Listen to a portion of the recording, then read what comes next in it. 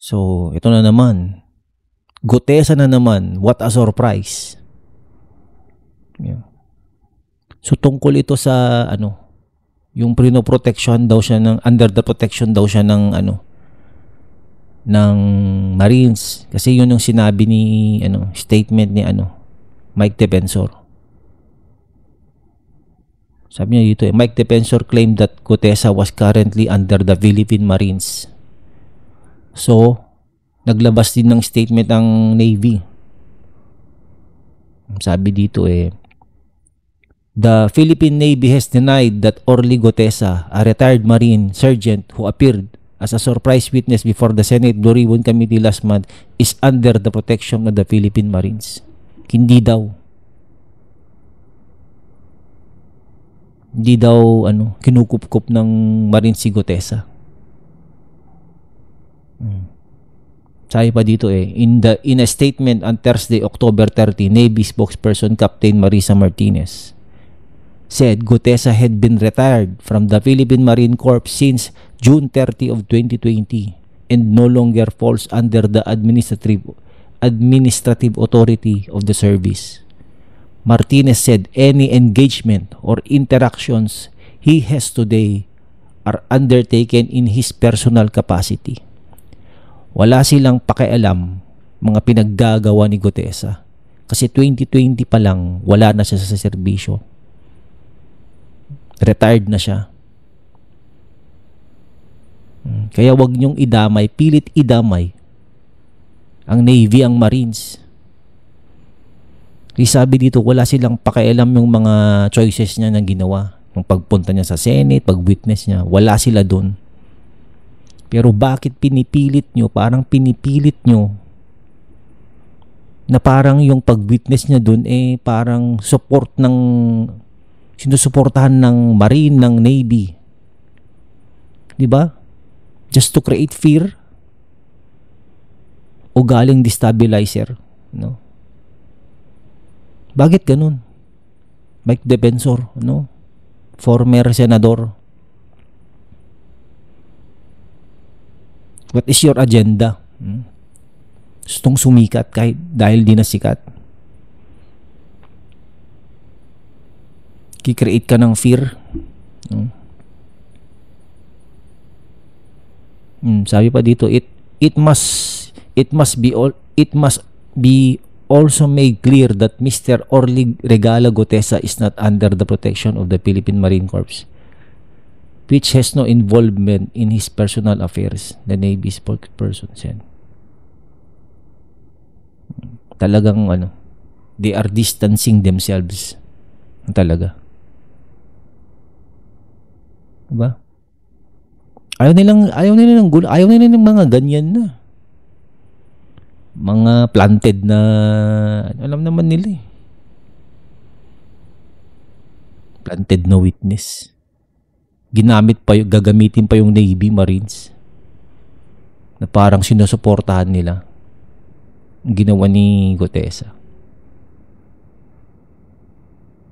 Sabi pa dito, the Navy also stressed that the service remains a professional and non-partisan organization dedicated to upholding national sovereignty and serving the Filipino people with honor and integrity. Non-partisan, walang pinapanigan. Pinapanigan lang Pilipinas.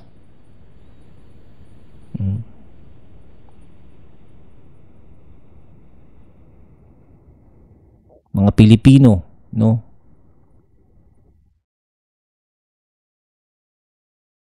protektahan ang Pilipinas, Hindi loyalista. Walang DDS, walang yelo, walang kulay dapat. Walang kulay dapat ang military, Navy, police, wala dapat. Non-partisan dapat.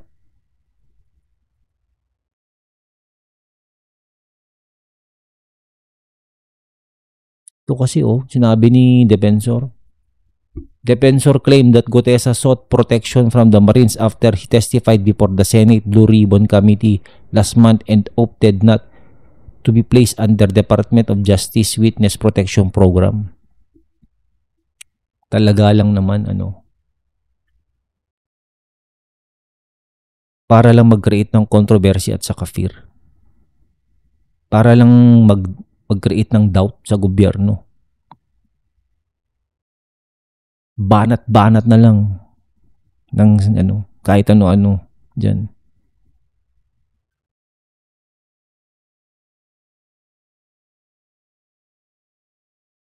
Ba naman to?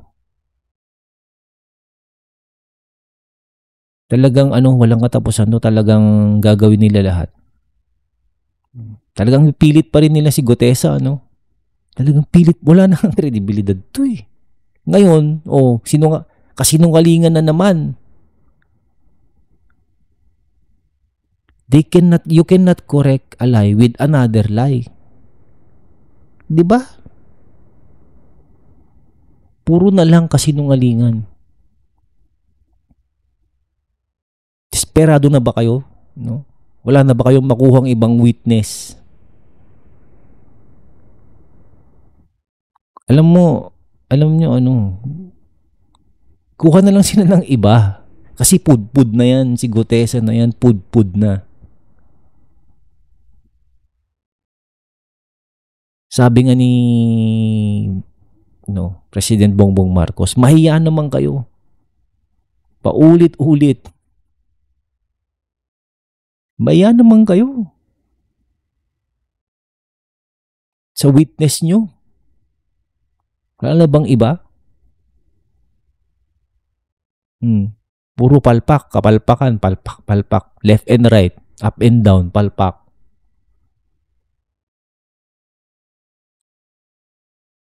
My goodness. Di ko alam kung sino yung nagplaplano yung ganyan. Sino yung nagma-master plan. Kawawa rin si Gutesa, paggamit. No? Paggamit siya. So, wala rin lang. Pero wala si Gutesa. Wala, parang ano lang yan. Parang magiging water under the bridge na lang. Nalampas na lang. Wala lang. Parang wala yung hindi naman siya relevant. Ano? Para sa akin lang parang wala, hindi siya malakas na wit, wala. Hindi malakas yung ano niya. Yung ginawa niya sa Senate na sunod-sunod. Ganyan, no? Puro kasinungalingan. Una, pineke yung notaryo, hindi totoo. Ngayon naman, peke na naman na sinabi na under the protection of the Marines, hindi naman.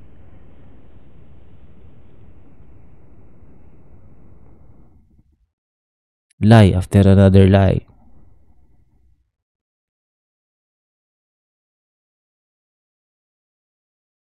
Lies, lies, lies, lies, lies. Magkakakuto ka na niyan. Diyos ko. Ewan ko nga, ano? Ano kayang naisip ni Gutesa, ano ba tong pinasukan ko? Ano ba tong mga nakiusap sa akin? Parang ako yung napapahiya. Hirap ano? Ano kayang sinabi sa kanya, ano? Ano kaya yung prinamis sa kanya? Who knows, di ba? Alangan namang wala. Siya lang nakakaalam nun. Hindi natin alam. Pero yun lang, kakahiya talaga. Kala nila may alas na sila, Wala pala. Palpak.